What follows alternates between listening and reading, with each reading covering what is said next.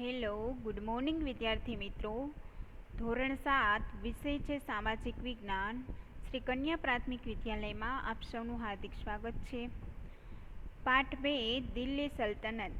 તો વિદ્યાર્થી મિત્રો, આપણે પાઠની શરૂઆતમાં પ્રાચીન કાળથી પ્રસ્તાવના જોઈ કે પ્રાચીન કાળથી જે દિલ્હીમાં ભારતીય રાજનીતિ ચાલી રહી છે અને રાજનીતિ કેન્દ્રમાં રહી છે, તો એમાં કયા કયા વંશજો શાસન કરી ગયા. તો એમાં દિલ્હી સલ્તનતના શાસકો એટલે કે રાજાઓ દિલ્હી ઉપર શાસન કરી ગયા. તો એમાં ગુલામ વંશના રાજાઓ, ખલજી વંશના રાજાઓ, તુગલક વંશના રાજાઓ, સૈયદ વંશના રાજાઓ અને લોધી વંશના રાજાઓ, આ 5 વંશજો દિલ્હી સલ્તનત ઉપર રાજ કરી ગયા.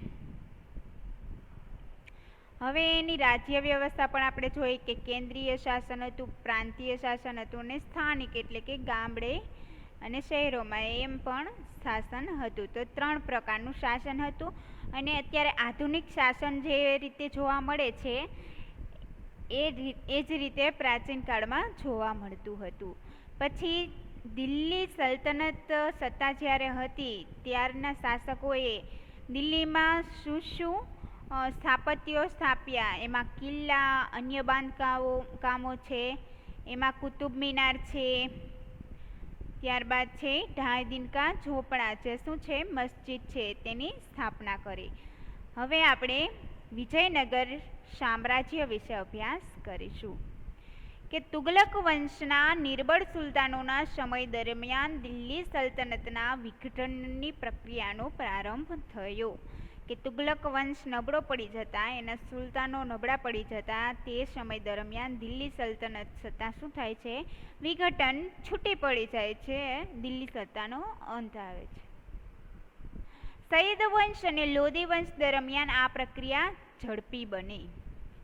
કે સૈયદ વંશ અને લોધી વંશ શું થયું, કે પ્રક્રિયા તો કે વિઘટનની પ્રક્રિયા.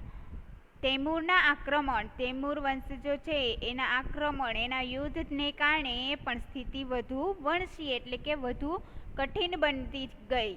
આ બધી પરિસ્થિતિના કારણે ઉત્તર અને દક્ષિણ ભારતમાં અનેક પ્રદેશો સ્વતંત્ર થયા. કે આ બધા આક્રમણને કારણે શું થાય છે, આ પરિસ્થિતિને કારણે ઉત્તર અને દક્ષિણના 2 ભાગ પડી જાય છે અને એના અલગ અલગ પ્રદેશો સ્વતંત્ર બને છે. તેમાં વિજયનગર, બહમની રાજ્યો, માળવા, મેવાડ, બંગાળ રાજ્ય, જોનપુર વગેરેનો સમાવેશ, આ બધા પ્રદેશો છે એનો સમાવેશ થાય છે. પ્રદેશ એટલે કે રાજ્ય. અહીં આપણે વિજયનગર અને બહમની રાજ્ય વિશે હવે થોડી વાત કરીશું. હરિહર રાય અને બુક્કા રાય નામના 2 ભાઈઓ જે ઈસવીસન 1336માં તુંગભદ્રા નદીના કિનારે પોતાના રાજ્યની શું બનાવે છે, રાજધાની બનાવે છે અને રાજધાની બનાવી વિજયનગર સામ્રાજ્યનો પાયો નાખે છે. તુંગભદ્રા નદીના કિનારે પોતાના રાજ્યની શું બનાવે છે, રાજધાની. અને રાજધાની છે વિજયનગર અને વિજયનગરના સામ્રાજ્યનો પાયો ત્યાં નાખે છે. શરૂઆતમાં આ નગર તેમના ગુરુસ્વામી વિદ્યારણ્યના નામ પરથી વિદ્યાનગર તરીકે ઓળખાતું. કે શરૂઆતમાં જે આ વિજયનગર છે એ શરૂઆતમાં એના ગુરુ આ હરિહર રાય અને બુક્કા રાયના ગુરુ જે હતા વિદ્યારણ્ય, એના ઉપરથી એને નામ રાખ્યું હતું વિદ્યાનગર. એટલે આ વિજયનગર છે એ પહેલાં વિદ્યાનગર નામે ઓળખાતું. પાછળથી તેના સમ્રાટોની લશ્કરી સફળતાના કારણે તે વિજયનગર તરીકે ઓળખાયું. વિજય એટલે કે જીત મેળવી હોય તો એ વિજય કહેવાય. તો આ જીતને લીધે સમ્રાટો એટલે કે ત્યાંના રાજાઓની જીતને લીધે આ નગરનું નામ વિજયનગર રાખવામાં આવ્યું. હરિહર રાય અને બુક્કા રાય સંગમ વંશજના રાજા હતા. વિજયનગરના સામ્રાજ્યમાં સંગમ વંશ, સાલુ વંશ, તુલવ વંશ અને અરવિંદુ વંશે શાસન કર્યું હતું. કે આ વિજયનગરમાં કેટલા વંશજો શાસન કરી ગયા હતા, તો કે સંગમ વંશ, સાલુ વંશ, તુલુ વંશ અને અરવિંદુ 4 વંશ શાસન કરી ગયા હતા. હરિહર રાય પ્રથમ અને બુક્કા રાયે નાના રાજ્યને સામ્રાજ્ય બનાવવામાં મહત્વનું યોગદાન આપ્યું. કે હરિહર રાય છે એ પ્રથમ રાજા હતો અને બુક્કા રાય છે એ શું કરતો, નાનું એવું સામ્રાજ્ય, નાનું એવું એનું રાજ્ય હતું, તો એનો સામ્રાજ્યનો વિકાસ કરીને મોટું બનાવ્યું. એમાં એનું યોગદાન ઘણું છે. શાલુવ વંશનું શાસન 20 વર્ષ ચાલ્યું અને ત્યારબાદ તુલુવ વંશની સ્થાપના થઈ. શાલુવ વંશનું શાસન કેટલા વર્ષ? 20 વર્ષ. એના પછી કયો વંશ આવ્યો? તુલુવ વંશ વિજયનગરમાં. તુલુવ વંશમાં કૃષ્ણદેવરાય નામનો જેવો શ્રેષ્ઠ થયે, જે માત્ર તુલુવ વંશનો નહીં, સમગ્ર વિજયનગર સામ્રાજ્યનો સર્વશ્રેષ્ઠ શાસક સાબિત થયો. કે તુલુવ વંશનો રાજા, પણ આપણે તુલુવ વંશમાં થયો એટલે તુલુવ વંશનો કઈ, પણ તુલુવ વંશનો એકનો જ નહીં, તુલુવ વંશનો એકનો જ નહીં, પણ સમગ્ર વિજયનગર સામ્રાજ્યનો સર્વશ્રેષ્ઠ શાસક એવો કોણ હતો? તો કે એવો રાજા કૃષ્ણદેવરાય હતું. તમે બાજુમાં તસવીર જોઈ શકો છો. એટલું જ નહીં, તેને ભારતના એક મહાન શાસક બનવાનું ગૌરવ પણ મળી રહ્યું છે. તેણે શાસન દરમિયાન અનેક વિજયો હાંસલ કર્યા છે. એને યુદ્ધ કર્યા, એમાં ઘણા બધા એને વિજયો પણ મેળવ્યા છે. કૃષ્ણદેવરાયનું મોટાભાગનું જીવન યુદ્ધભૂમિ પર જ પસાર થવા છતાં તેણે વહીવટી તંત્રની ઉપેક્ષા કરી ન હતી. તેણે રાજ્યમાં તળાવો, નહેરો ખોદાવી ખેતીવાડીને પણ સમૃદ્ધ બનાવી હતી.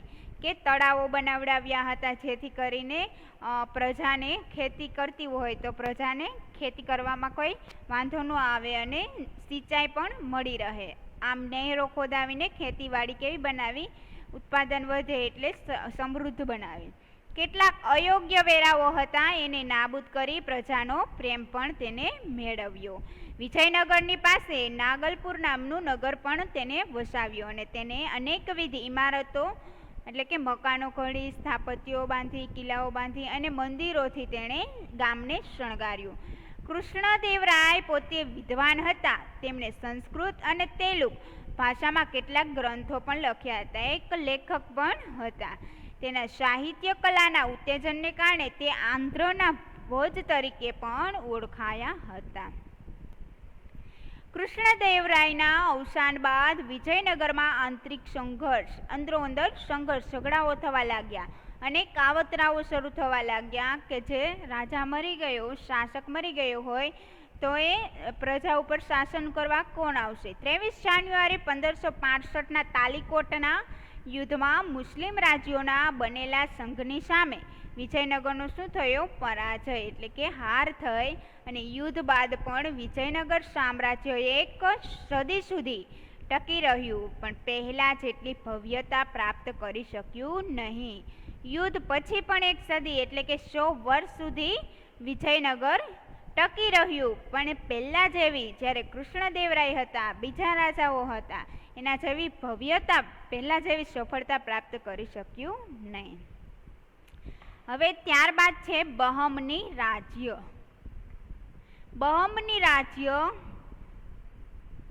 ઈસવીસન 1347થી એનો શાસનકાળ છે ઈસવીસન 1518 સુધીનો. તુગલક વંશના સમયમાં જ દખ્ખણમાં એટલે કે દક્ષિણમાં જફરખાને ઈસવીસન 1347માં બહમની રાજ્યની સ્થાપના કરી હતી. તુગલક વંશના સમયમાં જ જે દક્ષિણના જફરખાન હતા, એ રાજાએ 1347માં બહમની રાજ્યની સ્થાપના કરી હતી. તુગલક વંશ દિલ્હી સલ્તનત સત્તામાં જ્યારે તુગલક વંશ ચાલતો હતો ત્યારે આ રાજ્યે લગભગ 1.5 સદી સુધી દક્ષિણ ભારતની રાજનીતિ પર પ્રભાવ પાડ્યો. 150 વર્ષ એટલે કે 1.5 સદી એટલે કે 150 વર્ષ સુધી આ રાજ્ય લગભગ 1.5 સદી સુધી દક્ષિણ ભારતની રાજનીતિ, કારણ કે દખ્ખણના જફરખાન હતા એટલે કે દક્ષિણ ભારતની રાજનીતિ ઉપર એને પ્રભાવ પાડ્યો. જફરખાને અલાઉદ્દીન બહમન શાહ નામ ધારણ કરી સ્વતંત્ર પોતે શાસન કર્યું અને તેણે નવા સ્વતંત્ર રાજ્યની રાજધાની, જેનું નામ આપ્યું ગુલમર્ગને પણ બનાવી. પોતાની રાજ્યમાં અનેક પ્રદેશો પણ જોડાયા. કે આખું રાજ્ય હોય તો રાજ્યની શું હોય છે? રાજધાની હોય છે. તો એના રાજ્યમાં અનેક પ્રદેશો પણ જોડાય છે અને એની પોતાની સ્વતંત્ર રાજધાની એક નામ આપ્યું અને ગુલમર્ગ. એ પણ બનાવી. બહમની સામ્રાજ્યમાં અહમદ શાહ અને મુહમ્મદ શાહ ત્રીજાનું શાસન પણ કેવું છે, નોંધપાત્ર છે. અહમદ શાહે ગુલમર્ગથી રાજધાની બીડર ખસેડી અને બીડરમાં અનેક ઇમારતો એને બનાવી. ગુલમર્ગ રાજધાની હતી એ જફર ખાને બનાવી હતી, પણ અહમદ શાહે જફર ખાને બનાવેલી ગુલમર્ગની રાજધાની ક્યાં ખસેડે છે, બીડરમાં ખસેડે છે અને બીડરમાં અનેક ઇમારતો મકાનો બંધાવે છે. મુહમ્મદ શાહ ત્રીજાનો વજીર મુહમ્મદ ગવા હતો. તેણે સક્ષમ વહીવટી તંત્રની રચના કરી.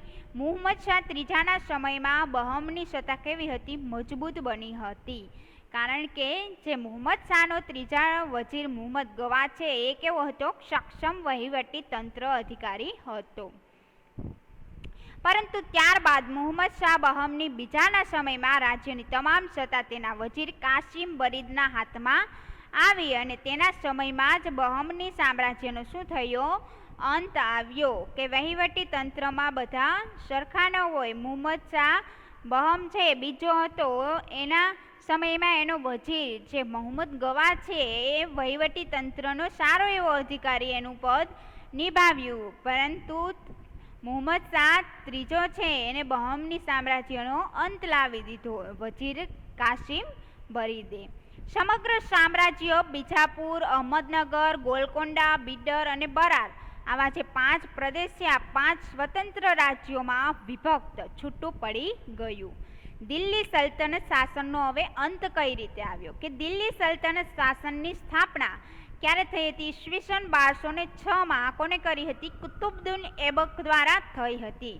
અને 320 વર્ષ પછી જ્યારે 1526માં ઇબ્રાહિમ લોદીના શાસનના અંત સાથે તેનો અસ્ત એટલે કે એનો અંત આવ્યો. આ લગભગ 350 વર્ષ દરમિયાન યોગ્ય, શક્તિશાળી અને કેટલીક વાર નિર્બળ એટલે કે નબળા સુલતાનો પણ દિલ્હીની ગાદી ઉપર આવ્યા છે અને કેટલાક શક્તિશાળી, વિજય મેળવે, યુદ્ધમાં શ્રેષ્ઠ, પ્રજાનું કલ્યાણી છે એવા પણ આવ્યા છે. દિલ્હીના આ મુસ્લિમ મહારાજ્યે અનેક તડકી છાયણી એટલે કે સુખ દુઃખ જોઈ અને ઉદય તેનો અસ્ત એ ન્યાયે તેનું પતન થયું. કે કહેવત છે કે તડકીને છાંયે સુખ અને દુઃખ જીવનમાં આવ્યા કરે છે. જેનો ઉદય એટલે કે જેનો પ્રારંભ છે એનો અંત પણ છે, જેનો જન્મ છે એનું મૃત્યુ પણ નિશ્ચિત છે અને ન્યાય તેનું પતન. વિદ્યાર્થી મિત્રો, હવે સ્વાધ્યાયના પ્રશ્નો તમારે તમારી પાકી નોટબુકમાં એકવાર લખીને વાંચવાના છે. Thank you.